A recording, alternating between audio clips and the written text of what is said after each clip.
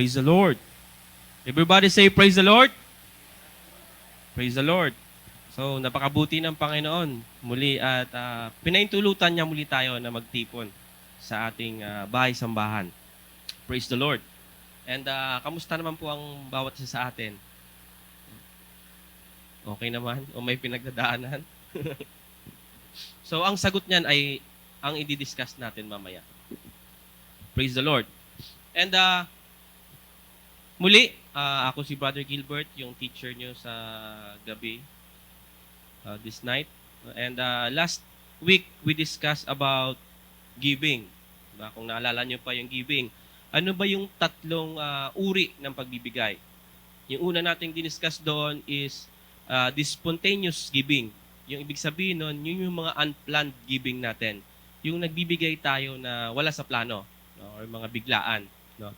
And pangalawa is the commitment giving.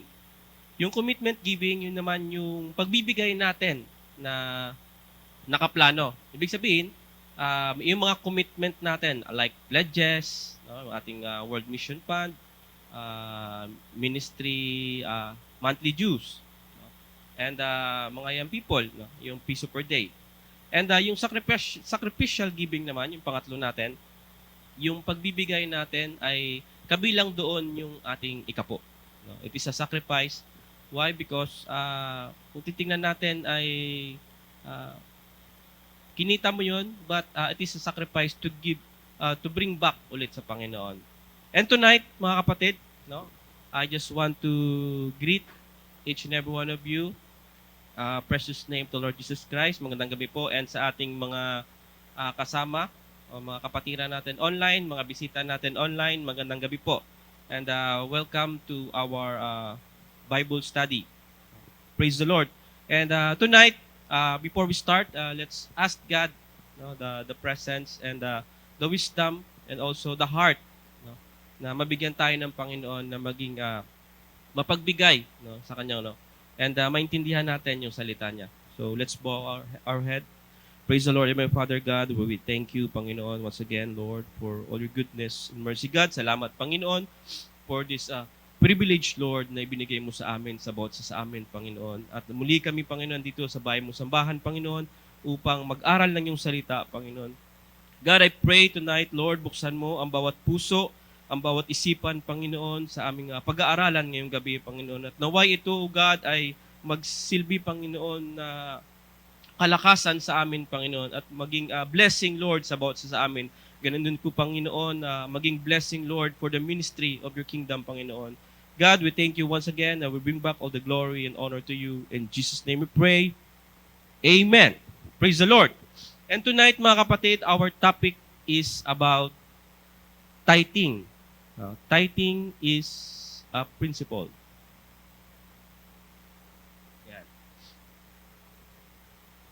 So, tithing is a principle.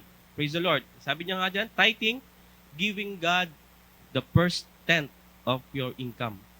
No? Ibig sabihin, ang tithing po ay ang pagbabalik natin ng ikasampung bahagi o 10% ng ating mga income. Halimbawa, kung may income tayo na 1,000 pesos, binabalik natin sa Panginoon upang pasasalamat sa Kanya, sa Kanyang biyaya sa atin, yung 100 pesos. So, ang 10% ng 1,000 is 100 pesos. Amen? Yung 10% ng 10,000, magkano? 1,000 pesos. Mabigat, no? But dito natin, no, pag-aaralan natin mamaya, no? Kasi minsan, sabi nga, I must admit that tithing is a difficult topic to teach, no? Ito yung isa sa pinakamahirap na ituro sa lahat sa mga simbahan. But we are thankful dito sa simbahan natin na itong tithing ay pinapractice natin. And yet, sometimes the most difficult passages yield the greatest fruit. Amen ba? No? Praise the Lord. No? Minsan, yung mga mahirap na bagay ay isang malaking biyaya, no, para sa atin. No? Our Lord cares how we secure money. No? Ang Panginoon po ay nag-aalala kung paano natin ginagamit o tinatago ang ating pera, paano natin in-spend, no? Paano natin sinisave, and paano natin sinishare. And I have heard Christians say, giving is a part of worship. Amen ba? Amen. But that is the only part of the truth. No? Giving is not just a part of worship. Giving is worship. Amen? So pag binabalik natin sa Panginoon pala, yung para sa Panginoon, it's a sign of worship. No? Na hin-honor natin ang Panginoon. When we give, we worship. When we do not give, ano ibig sabihin? We steal. No? Sabi sa Malakay, pag di tayo nagbalik-bigay sa Panginoon, Malakay chapter 3 verse 7 to 9, no? Ninanakawan natin ang Panginoon. And tonight, this is the final chapter of this study on stewardship. No? Ito yung series ng pinag-aralan natin simula nung umpisa. And ito yung pinakauli, no? The tithing. And by definition, a steward is a servant who has to oversight of that of another. We are only custodians, stewards unto God. Christian stewardship is more than management of things. It is the refusal to let things manage us. No? Yung Christian stewardship, ito yung pagmamanage natin sa mga bagay. No? And sometimes, no, the refusal, no, ay nililet go yung kung paano pa hindi natin nagagawa ng maayos yung mga bagay kung may mga refusal na nangyayari. And mga kapatid, sabi sa Matthew chapter 25 verse 21, if people are faithful in few things, God will make them ruler over many things. Amen ba? So ibig sabihin mga kapatid, sa maliit na bagay na ating kinikita o ang binibless natin sa Panginoon at binabalik natin sa Panginoon, balik, kung maliit na bagay pa lang yan, ay binibless ng Panginoon lalo. But, pag binibless ka lalo ng Panginoon, mas dapat na magbigay tayo ulit pabalik sa Panginoon because God will make us ruler of many things. Praise the Lord. No? With proper management, that is God, stewardship. The kingdom of God is enhanced. So, praise the Lord. Next slide. Amen. So, discuss natin, no, that tithing, no, the tithe has a decisive purpose. The tithe indicates trust that God will provide. Amen? No? But unfortunately, many of us trust in our limited resources. Ito minsan yung mga question sa atin, no? Na kine-question natin na minsan pag nagbibigay ka sa Panginoon, parang nawawalan ako. No? Because hindi natin na binabago yung perspective na tinatawag na once na nagbigay ka sa Panginoon, huwag mo yung isipin yung amount na binigay mo sa Panginoon. But ang isipin mo, Panginoon, salamat, no, dahil binigyan mo ako ng pribileyo na magbigay balik sa iyo. Dahil alam ko, Panginoon, ang lahat ng bagay ay nanggaling sa iyo. Amen? Praise the Lord. So one area of stewardship includes material possessions. The Bible devotes approximately, sabi niya, 500 verses to prayer. No, yung Bible daw ay may approximately na 500 verses of prayer.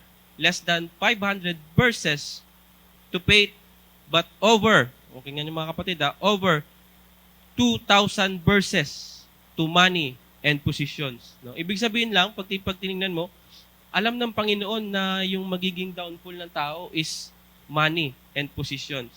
Amen? No. It is estimated that over one-half of the parables of our Lord deal with material possessions. No? So doon ang Panginoon nagpo-focus kasi marami sa atin na sabi nga sa isang topic ni Brother Jen, yung tinatawag na avarice, no? Yung avarice ibig sabihin ay greed, no? Greed doon sa mga bagay na natatanggap mo, no? Especially money. No? And isa din doon ay posisyon. Minsan, pinagmamalaki mo na nasa iyo yun. No?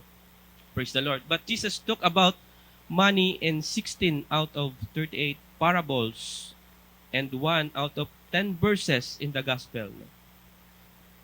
Praise the Lord. Sabi nga dito mga kapatid in 1 Timothy chapter 6 verse 10, why Paul tells us that the love of money, not money itself, is the root of all evil. No?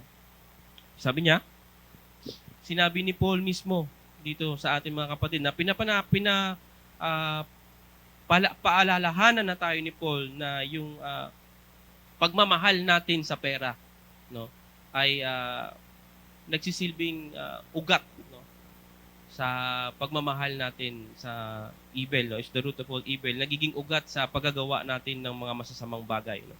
One should have a genuine understanding that everything we have comes from the hand of God, no. Tandaan natin mga kapatid na ang lahat ng bagay, sabi niya, ay nanggaling sa Panginoon, no. Lahat po ng ating mga resources, no, sabi mo yung mga source natin, yan po ay galing sa Panginoon. God's money, we should begin where God begins, with the tithe. And mga kapatid, no, there are principle, no, tinatawag, no. Here are a few crucial inquiries. Sometimes ito yung mga tanong no. Should tithing be guided by principle or impulse? Ibig sabihin ng principle, a fundamental truth or proposition that serves as the foundation for a system of belief or behavior for a chain of reasoning. And yung impulse naman, a sudden, strong, and unreflected urge or desire to act. Ito yung mga bagay na yung sa pagbibigay ba natin ng ating tithes, tayo ba ay nag-urge, no? Yung desire ba natin ay nandoon na ibigay talaga yon balik sa Panginoon. Amen? And a driving motivation force, no? Motivating force na ibig sabihin, pag tinanggap natin yung biyaya ng Panginoon, dapat meron tayong yung pinupush talaga natin na ibalik sa Panginoon kung anong para sa Panginoon. Praise the Lord. Thus, God leaves us to the promptings of gratitude and generosity, or has it definitely specified with what portion of His gifts to us is due to Him. Praise the Lord.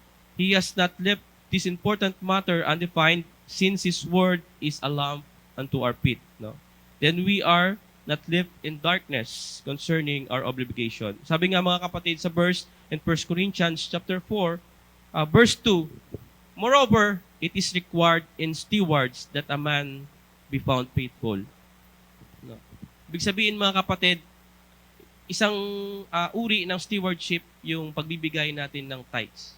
Amen? Yung tithing natin. Kung gaano ba tayo ka-faithful na ibigay sa Panginoon ang para sa Panginoon. Amen? Praise the Lord. And ito, the tithe is, sabi niya, the tithe is an ancient principle. At a very early date, the Lord made it known that a definite portion of income should be devoted to Him, the giver of all. Ibig sabihin, mga kapatid, yung ang Panginoon natin, no, yung income na natatanggap natin sa Panginoon ay dapat binabalik natin sa Panginoon. Though the law was given to, sabi, ito yung mga sinauna pala na pagtuturo, or ito yung mga dati pa sa Old Testament na tinatawag, no. Though the law was given to Israel at Sinai, it is a mistake to assume that God's people were without communication from Him previously concerning their duties. Praise the Lord. Actually, the early scriptural records indicate that man had desire to honor God with his substance. Ibig sabihin, mga kapatid, yung ang tao ay dapat mayroong desire, no, na ino-honor natin ang Panginoon with his substance, no. Yung natanggap natin, no, ay binabalik natin sa Panginoon, no. And Genesis reveals traces of revelation prior to the written law concerning things such as the offerings of sacrifices, the observance of Sabbath, and the giving of tithes. According to the Septuagint, the Greek translation of the Old Testament translated approximately 200 years before Jesus Christ. No? And dito natin makikita, mga kapatid, that in the book of Genesis, record states of Cain if thou didst rightly offer, but didst not rightly divide. No? Ibig sabihin dito, could it be that even as early as Cain, there was a recognized proportion such as a tenth, or it would have been no sin to bring less. So diyan mga kapatid, nakikita natin yung time, no, nung nag-offer sila ni Cain and Abel. And bago pa the law of Moses, napapractice na pala ng nila Cain and Abel, and sa panahon pa nila na mag-offer sa Panginoon at magbigay balik sa Panginoon. No? Cain presented a single offering, but Abel brought a specific portion, no, according to Genesis chapter 4. And diyan mo makikita mga kapatid, yung kwento ng story na yan, the difference in the offerings. So, ano bang pinagkaiba sa kanilang pagbibigay? No? What was the difference between these two offerings? No? Pag maalala natin yung kwento mga kapatid, no? Si Abel, nagdala siya ng kanyang offering sa Panginoon, brought unto God the first of all that he had received from the flock. No? He was tending. And mga kapatid, si Abel pala ay isang shepherd. Amen? But not only did he bring God the first fruit, no? Hindi niya lang po dinala yung first fruit, no, na tinatawag. But Abel brought part thereof, the word translated. No? Ibig sabihin, nagdala si Cain, no, yung unang pinanganak na tupa, no, sa Panginoon, yun yung inoffer niya. And ang sinasabi dito, he brought him the part thereof. No? The word translated part here means the richest or choice part. No? Ibig sabihin, yun yung pinakamaganda. No, pinaka the best pa kung sa ano natin, no. So si Abel ay nag-offer ng pinakamagandang unang anak ng tupa, no? And so Abel brought as an offering to God the first and the best that he had. Amen. Praise the Lord. So mga kapatid, doon mo makikita yung pinagkaiba nila ni Cain, no? And si Cain naman, the offering of Cain brought to God was of the fruit of the ground. No, ibig sabihin mga kapatid, si Cain po ay isang farmer. And yung inoffer niya that time sa Panginoong Hesus ay yung mga nalalaglag na mga bunga ng kanyang pananim. No? But his offering wasn't the first and wasn't the richest part. No, kung sano pa, sobra-sobra na lang yun. No, yung excess na lang ng kanyang pananim. Amen. Praise the Lord. So doon natin makikita mga kapatid yung dalawang uri ng pagbibigay. No? Una, si Abel ay nagbigay ng pinaka-the best.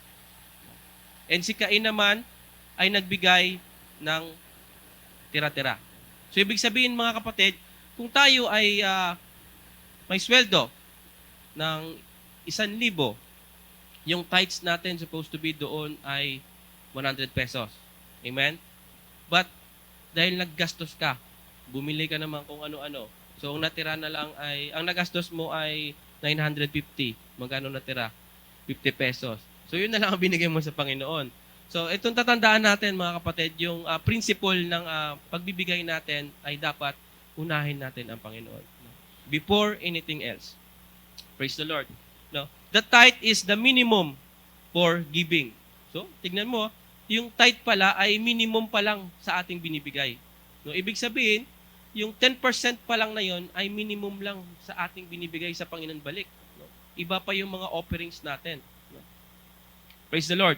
No, dito natin mababasahin natin. No? In Deuteronomy chapter 12 verse 17, nothing that you offer to the Lord is to be eaten in the places where you live, neither the tithes of your grain, your wine, or your olive oil, nor the firstborn of your cattle and sheep, the gifts that you promise to the Lord, your freewill offerings, or any other offerings. No? Praise the Lord. Mga kapatid, no, ang tanong dito, no, what are tithes? No? It is the question. Should one pay on a gross or net income? The scriptures teach us to bring the first fruit. No? It is the first fruit that are the Lord's when a person gives Him the first tenth. No, ibig sabihin mga kapatid, no, sinabi ni natin kanina, kung paano ba tayo magbigay, no, sa Panginoon. Yun ba ay gross ng ating kinikita o yung net ng ating kinikita? So, ibig sabihin, kung meron kang basic na sinasahod na 10,000, kung babawasan doon ang mga taxes, ay kung meron kang basic na 10,000, yun ay tinatawag na gross ng income mo. No? Pero kung ang minusan mo ng tax, minus mo ng loans, o mga kung ano-ano pa, ang tinatawag doon, net income na lang. So, dito mga kapatid, makikita natin mga kapatid na ang pagbibigay po ng tithes, hindi po doon sa kung magkano ang natira. No? Ibig sabihin, nangutang ka that time, ay kasalanan mo na yon. Pero bines ka ng Panginoon kasi nakautang ka eh. Diba? So, supposed to be, kung ano ang gross income mo, dapat doon natin kukunin yung ating tithes. Kasi mga kapatid, kung ang net income mo, ay kung ang sumasahod ka ng 10,000 at ang net income mo na lang ay 3,000, yun na natira eh. So, magkano yung nawala? 7,000. So, parang ninakawan natin ang Panginoon kasi lugi pa ang Panginoon. No? Bines na tayo ng ganong provision sa atin na magkaroon tayo ng ganon. But ang atin naman ay kung saan pa, parang sobra ka pa sa biyayara. Malaki ang bawas. No? The minimum amount to give is the tithe. No? What are tithes? No? The Hebrew's word ma'ashra or ma'ashro means a tenth or tithes. No? While yung Greek word na tinatawag na dikatos, dekatos, no? Also means tenth or tithe. No? Pag sinabi naman tithe, no, is an English word meaning tenth or 10%. No, yan. Natin. To pay tithes is to give or return to God 10% of your income. Amen? Praise the Lord. Andyan pa kayo? Mamaya pa tayo. Marami pa tayong pag-uusapan. No?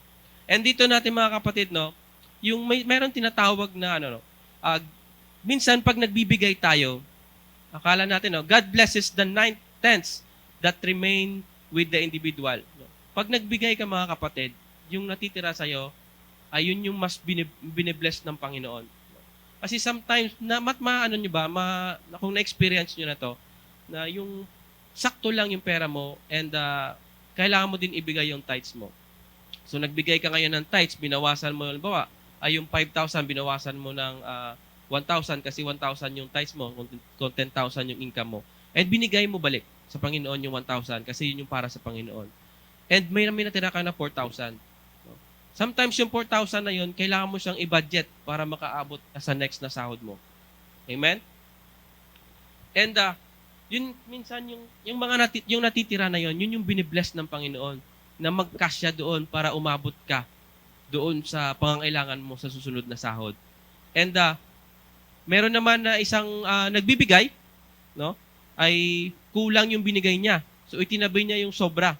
No? And minsan yun pa yun yung 'di ba na-experience nyo, yun pa yun yung nagkukulang bago magsahod. Amen? Kasi hindi natin na-fulfill kung ano yung para sa Panginoon. And sabi niya nga dito, how tragic it would be to end up at judgment and trouble with God over that which is called filthy lucre. No? Grabe sabi sa Bible, no? Yung tinatawag na maruming kita. No? The definition of filthy lucre, a shameful prophet, no? Tinatawag pala yun na shameful prophet mo na yun. He would sell his soul for filthy lucre. Type of earnings, lucre, net income, net profit, o yung mga profit mo na natatanggap. No? And yun pala, biblically speaking na sinasabi niya na yung mga bagay na hindi natin binibigay sa Panginoon balik, ang tawag niya ay filthy lucre. Tama ba ang pronunciation ko? Lucre. No? Maruming kita ang tawag niya. And next natin, mga kapatid, no? Christians are not under the law, but under grace. No? So, kasi minsan maraming nagsasabi na hindi na daw kailangan magbigay ng tithes. Kasi sabi nila, yung pagbibigay na doon ng tithes is sa lupa ni Moses. But mga kapatid, mas dapat nga tayong magbigay because we are under grace ng Panginoon. No? And dito natin pag-aaralan, no, na bakit tayo mas lalong magbigay sa Panginoon. Though it is true that the church lives under grace, tithing is taught in both Old and New Testament. So mga kapatid, ang pagbibigay po ng tithes ay tinuro, no, sa Old Testament and sa New Testament. Kasi marami nagsasabi, lalo sa mga ibang sekta, na hindi na nila pinapractice yung pagbibigay ng tithes kasi nasa old law yun. So hindi na siya applicable sa atin. But sabi dito sa Matthew 23 verse 23, "Who unto you, scribes and Pharisees, hypocrites, for ye pay tithe of mint and anise and cumin, and have omitted the weightier matters of the law, judgment, mercy, and faith. This owe ye to have done, and not to leave the other undone." No?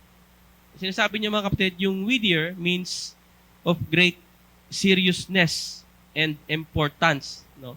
So dapat, hallelujah, so dapat mga kapatid, yung ating pagbibigay sa Panginoon ay dapat weightier or serious, bigay natin ng seriousness na ibalik sa Panginoon. And sabi sa Luke 11:42, "But who unto you, Pharisees, for ye tithe mint and rue, and all over manner of herbs, and pass over judgment, and the love of God, this owe ye to have done, and not to leave there undone." Praise the Lord. No?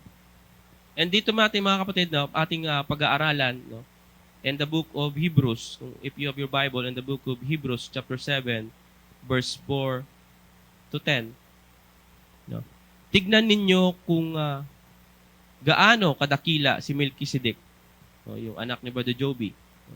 Ipinagkaloob sa kanya ni Abraham na ating ninuno ang ikasampung bahagi na nasamsam niya mula sa labanan. No? Itong mga time na ito mga kapatid ay nung nilusob ng merong gera pala nito that time na yung 5 hari tsaka yung 4 na hari.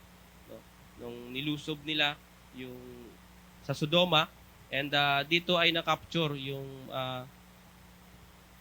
pamangkin niya ba sila? Yung pamangkin niya na si Lot, no, and iniligtas ni Abraham that time, no, and nung nahabol niya yung mga kalaban na to mga kapatid, ay may tinatawag sila na pag natalo mo yung kalaban, yung loot of war, no. So binibigay niya yun balik sa kay Melchizedek, and Melchizedek is a priest. So dito pa lang mga kapatid na makikita natin na nung una pa lang ay pinapractice na yung ikapo.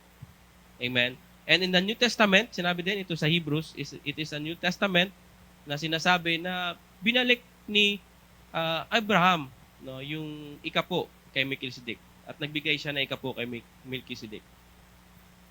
Ayon sa kautusan, ang mga pari mula sa angkan ni Libay ay inutusang kumuha ng mga ikapo mula sa mga Israelita na kanilang mga kapatid, kahit ang mga ito ay mula rin kay Abraham. Si Melchizedek ay hindi kabilang sa lipi ni Libay, ngunit tumanggap siya ng ikasampung bahagi, no, mula kay Abraham. At pinagpala niya ang taong ito na pinangakuan ng Diyos. Praise the Lord. 7, hindi may pagkakaila na ang nagbibigay ng basbas ay mas dakila kaysa kanyang binabasbasan.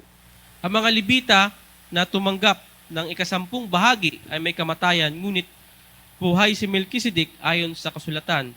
Kaya't masasabi na rin na maging si Libay na tumanggap ng ikasampung bahagi ay nagbigay rin ng ikasampung bahagi sa pamamagitan ni Abraham. Sapagkat masasabing si Libay ay nasa katawan pa ng kanyang ninunong si Abraham nang ito'y salubungin ni Melchizedek.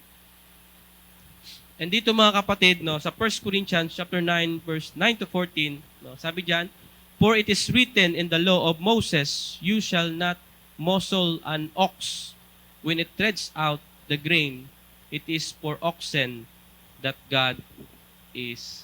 Yung isang example ng ng Panginoon. Ayan pali ang sinasabi ni Pablo na huwag mong bubusalan ang bibig ng baka habang ito'y gumigiik.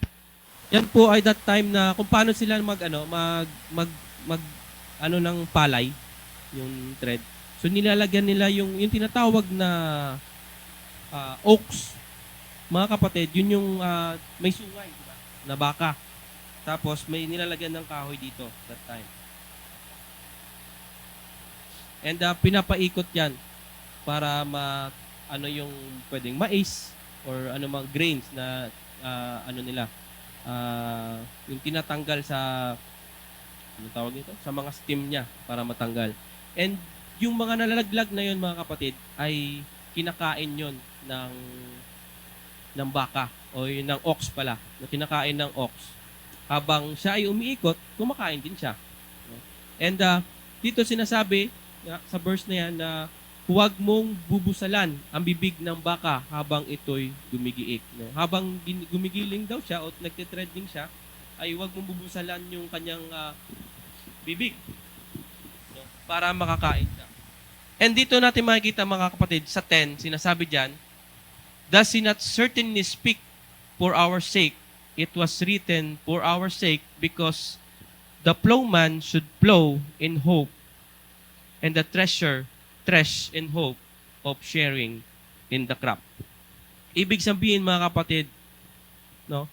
Alang-alang sa atin, kaya iyon sinulat sapagkat ang magsasakang nag-aararo at naghihiwalay ng mga butil sa uhay ay gumagawa sa pag-asang may bahagi sila sa anihin, no? At ang naghahasik kami sa inyo ng pagpapalang espiritual, malaking bagay ba naman kung umani kami ng mga material na pakinabang mula sa inyo. No? Kung ang iba ay may ganitong karapatan, lalo na kami, ngunit hindi namin ginagamit ang karapatang ito, tiniis namin ang lahat upang hindi kami maging hadlang sa magandang balita tungkol kay Kristo.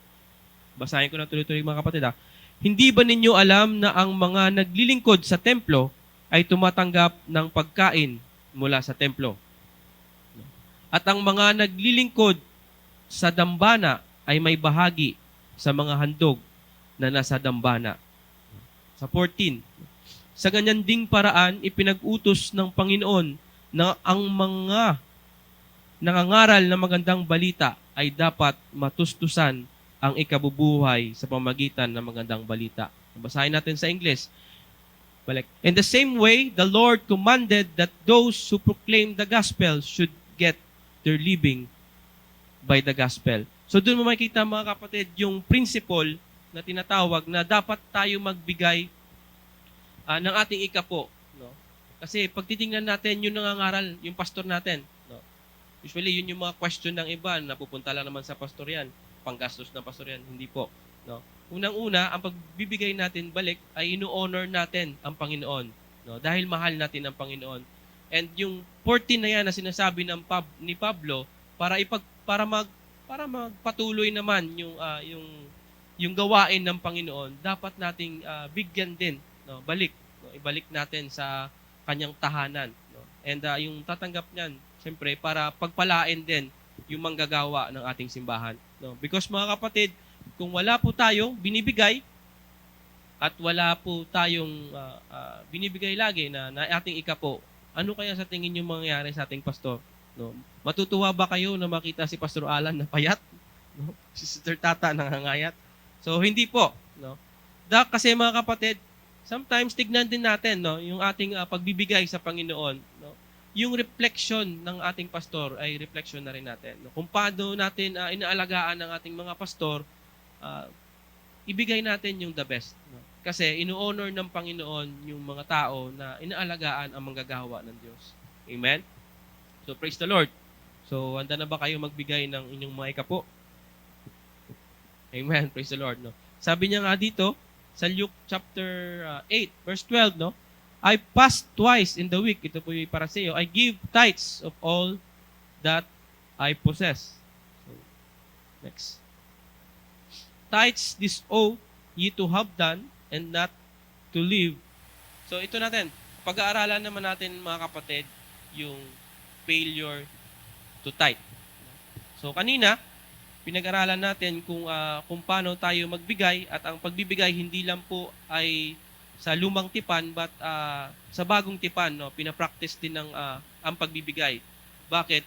It is for us, no, para tayo ay i-bless din ng Panginoon, no, sa ating i-bless din tayo, Panginoon, balik sa ating binibigay sa kanya, no. No, failure to tithe, no. In Malachi chapter 3 verse 8, sabi diyan, will man rob God, yet you are robbing me, but you say, have we robbed you in your tithes and contribution. Sabi niya sa 9, you are cursed with a curse. Isinumpa ko kayong lahat sapagkat ako'y pinagnanakawan ng buong bansa. Praise the Lord. Mga kapatid, failure to obey God's commandment resulted in captivity and pestilence of God's people. No? Merong example mga kapatid, no, sa Bible, two occasions, the leaders of Israel recognized the offense. No, ang isang halimbawa natin mga kapatid, kung kilala niyo si King Ahaz, no? Pangalan pa lang niya, Ahaz na talaga, no? No.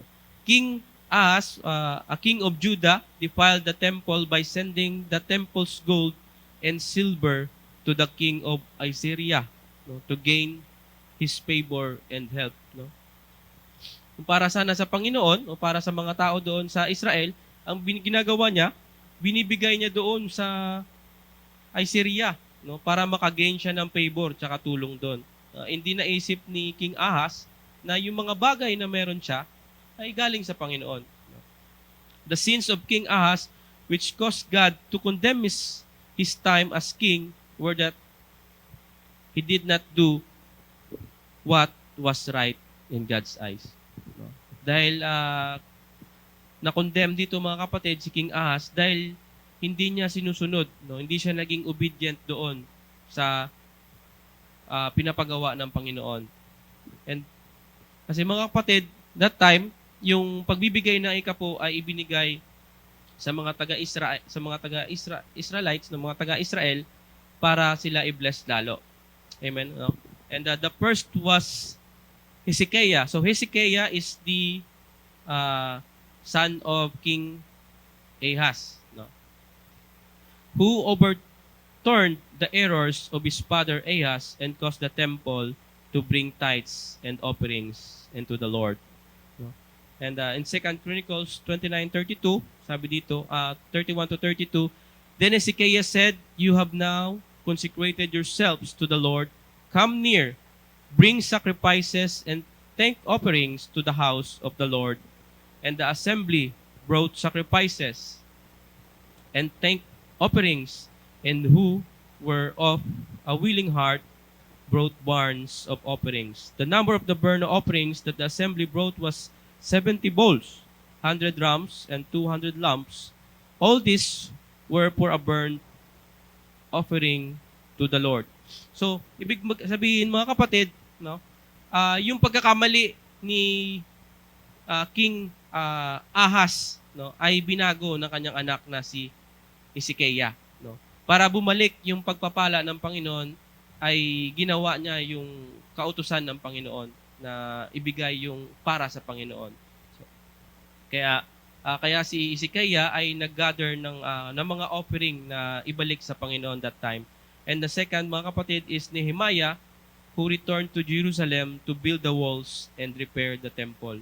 And that time, mga kapatid, nung natumba, yung sira yung temple of Jerusalem, wall of Jerusalem, no?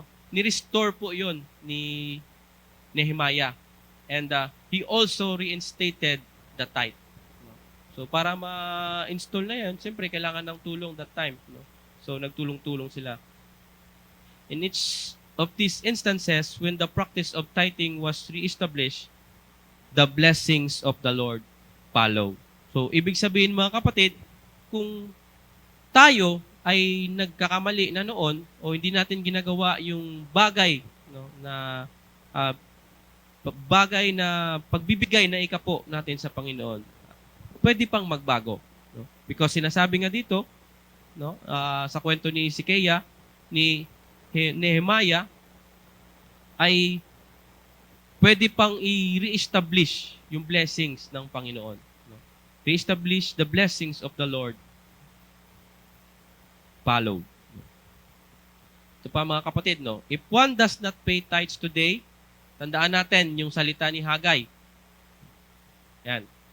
If one does not pay tithes today, Haggai's word may come to pass. No? Pag binasa natin mga kapatid, yung chapter, yung 6, Haggai chapter 1, 6 to 9, Ye have sown much and bring in little. No? Marami na kayong naihasik, ngunit kaunti lamang ang inyong ani.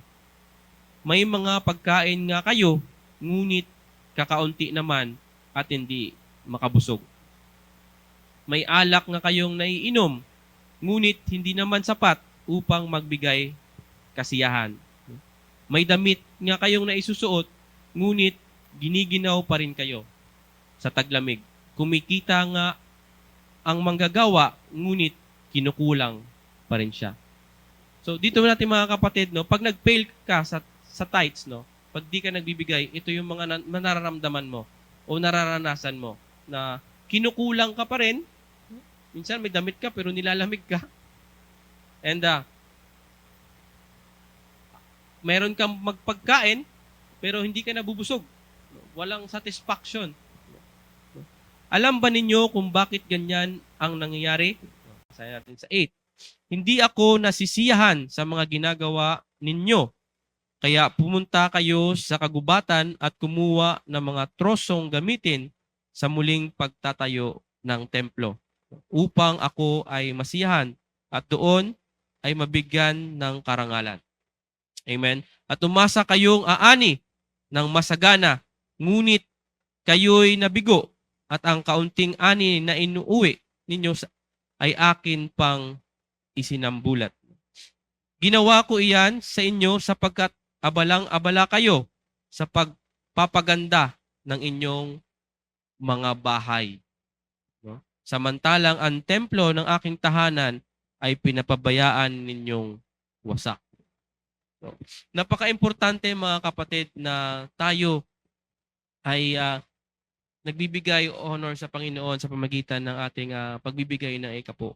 No? And ito, ang salita ni Haggai ay magpapaalala sa atin na kung tayo ay yung kuom, tawag dun sa Tagalog, kuom yung kamay sa pagbibigay. O kaya butas ang bulsa sa pagbibigay. No? Ito yung mangyayari sa atin. No? Lagi tayong kulang. No? Lagi tayong kulang. No? Kasi hindi nasasatisfy, no? O hindi mo na gagawa yung para sa Panginoon. Pero ito ang challenge ko ngayong gabi. No?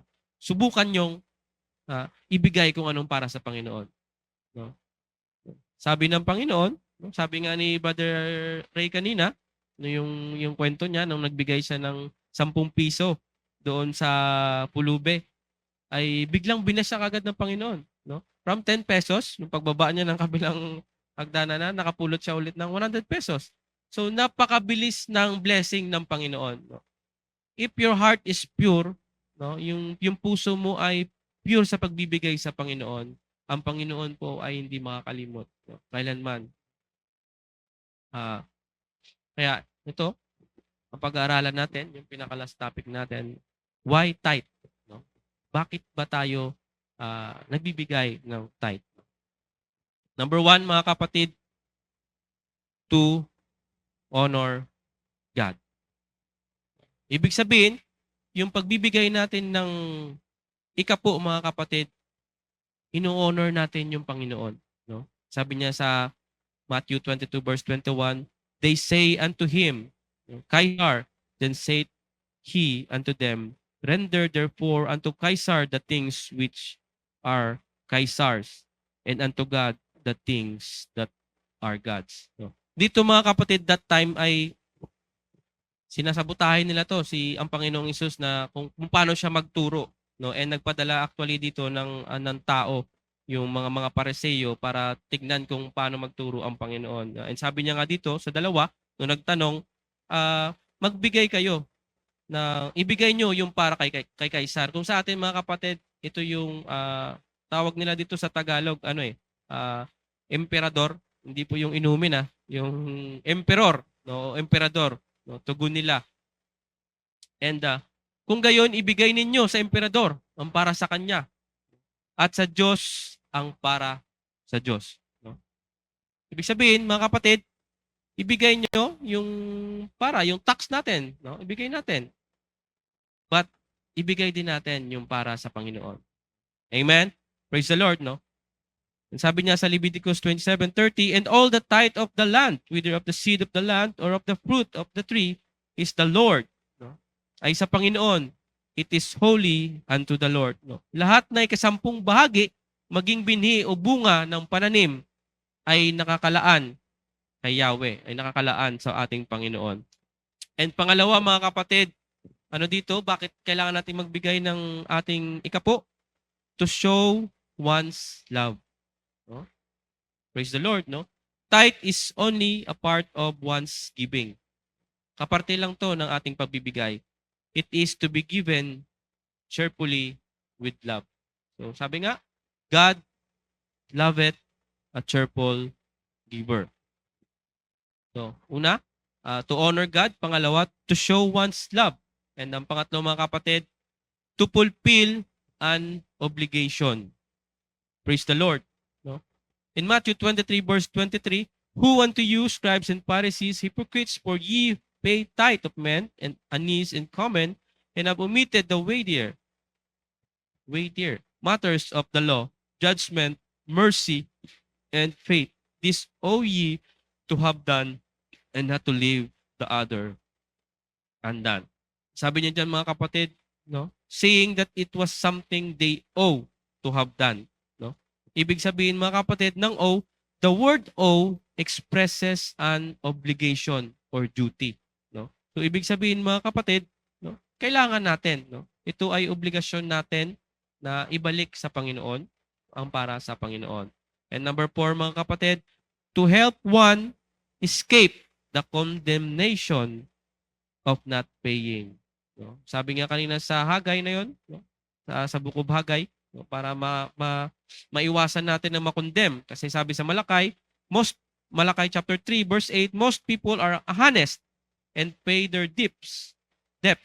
But some may feel no need to pay God what belongs to Him. No? Minsan naramdaman nila na ayaw nilang ibalik sa Panginoon yung para sa Panginoon. To spend God's money, tandaan natin mga kapatid, would bring condemnation. The tithe is the Lord. Ang tithe po ay para sa Panginoon. Kung tayo ay ginagamit natin yung pera ng Panginoon, ito ay nagdadala sa atin ng condemnation. No? Nakukondem tayo. No? Yung nakukonsensya ka ba na ginamit mo ang para sa Panginoon. No? And ito mga kapatid, tayong oras. Sa 5, to help one avoid a curse. No? Sabi dito, to help one avoid a curse. In Malakay chapter 3 verse 9, someone has said, you can't outgive God and you can't outsqueeze Him either. No? Many people put their money into a bag with holes. Maraming tao na nilalagay ang kanilang pera, no, sa bag na butas. No? Eventually spending it on 1,000 things that might have been avoided if they had been faithful to God in their giving. Ibig sabihin mga kapatid, yung mga kinikita nila ay ini-spend lang nila kung saan-saan. No? Yung parang winawaldas mo lang ba? Kaya sabi niya, they're putting their money, no, sa bag na butas. No? And they're spending 1,000 things na para ma-avoid nila yung pagbibigay sa Panginoon. But if you should be faithful sa Panginoon, mga kapatid, no, we can avoid this curse. God asked Israel to dedicate the gold of Jericho to Him, but Achan took a wedge of gold and hid it in his tent, it became a curse to him in his whole family. No? Minsan pala may ganun, no? Na katulad ni Achan, no? Tinago niya yung mga gold no, sa kanyang tent no, na dapat para sa Panginoon. Minsan, hindi lang pala ikaw na apektuhan nun, pati pamilya mo. Amen? Praise the Lord. No? Number 6, no? To bring God's blessing. Malachi chapter 3 verse 10, sabi ng Panginoon, bring ye all the tithes into the storehouse, that there may be meat in mine house, and prove me now herewith, saith the Lord of hosts, if I will not open you the windows of heaven and pour you out a blessing, that there shall not be room enough to receive it. No. God blesses the people who pay tithes, though expectation of a blessing should not be our motivation for giving. Mga kapatid, pinagpapala ng Panginoon yung nagbibigay ng kanyang ikapo. No? But huwag tayong mag-expect agad sa blessing. No? Parang gawin mo ba siyang motivation na nagbigay ako, bibless ako ng Panginoon? Dapat hindi. No? Because God notice what and when we give. No? Alam ng Panginoon kung kailan ka nagbibigay. And kung maalala niyo mga kapatid, yung kwento ng widow, that time, nung nagbibigay siya ng 2 mites, 2 lang yon binigay niya. And then that time, maraming mayayaman na nagbigay din. Na naramdaman ng Panginoon at nakita ng Panginoon kung sino yung nagbigay ng higit. So ang widow that time ay nagbigay halos lahat, no? Binigay niya balik sa Panginoon. But yung mayayaman na yon ay nagbigay lamang ng excess sa kanyang kinikita. And mga kapatid, sabi nga sa verse yan sa Malachi, chapter 3 verse 10, God has asked us to prove Him and see if He will not bless. He does. Mga kapatid, the reason why tithing actually benefits you, praise the Lord, no? Tithing helps you to trust God. Sometimes, no, ang pagbibigay natin ay yun yung nabibigay tayo sa Panginoon, balik sa Panginoon kahit kakaunti o kakarampot ng tithes mo, but ito ay tamang porsyento ng pagbibigay sa Panginoon. O naisip mo minsan wala ka nang matitira sa iyo, no? But it is a help, no, na magtiwala tayo lalo sa Panginoon, no? It helps us to trust God. Tithing, no, helps you, no, helps us to have faith in God's provision, no? Ano sa amin sa Isabela, no? We are always having faith, no, in God's provision kung paano kami makasurvive. But God is good, no, all the time. And hindi niya kami pinabayaan. Hindi niya pinabayaan yung Isabela, no, yung mga tao ni Isabela, no, binibless niya. And I know naman because the people are faithful, no, sa kanilang pagbibigay, and yung owner ay faithful, no, nagbibigay sa Panginoon balik. Tithing helps you to obey God with what's precious to you. Tithing helps you to be more generous. The more you give, no, the more you receive, no, and the more you been generous sa pagbibigay, mga kapatid, no, ay mas lalo kang i-bless ng Panginoon. No? Tithing helps you to understand your real source of. Ito talaga ang pinakamahalaga, no, isa. When you give your tithes, no, pinaparealize sa'yo ng Panginoon kung sino talaga ang source. The source of everything you have, no? Yung wealth, no, yung yaman mo, yung lakas mo, yung kinikita mo, yung provision mo sa work, mga kapatid, yung mga resources na natatanggap mo sa business mo, kung naman ang business na meron ka, ano man mga gig ang meron ka, mga extra income, no? When you give tithes, no, it will understand, no, kung sino yung pinaka-source na yon, kundi ang Panginoon lamang po, mga kapatid. At wala na pong iba. Praise the Lord, no? The Bible teaches us a good financial stewardship. It actually teaches us the 100% we have belongs to God. As God given us life, health, strength, ability, intellect, time, wealth, no? Galing lahat sa Panginoon. Praise the Lord. Hallelujah. And always remember mga kapatid, no? It's all be faithful sa ating tithe. Ako minsan, I failed. Yes. But hinahabol ko yung mga buwan na hindi ko siya nabibigyan because alam ko ay para sa Panginoon yon. Ano natin, no? Gawin natin tong investment natin sa Panginoon. No? Sa ngayong gabi, sa lahat na nakikinig, no? Let's make it an investment sa Panginoon. Because there are times na kailangan natin, nangangailangan tayo. Sabi nga ni Pastor Alan sa isang preaching niya, pwede tayo mag-withdraw actually no, sa Panginoon. So paano ka mag-withdraw kung wala kang ibinigay? And your crucial moment, mga kapatid, tandaan nyo, kung walang-wala na talaga, lumuhod ka lang. No, lapit ka sa Panginoon. God, I am faithful naman, Panginoon, no, sa aking tithes, sa aking offering.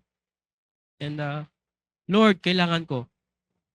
Sa atin, sa ating mga kapatiran, no, nanonood, no, you can withdraw no, nang ibinigay mo sa Panginoon. And before we end, hallelujah,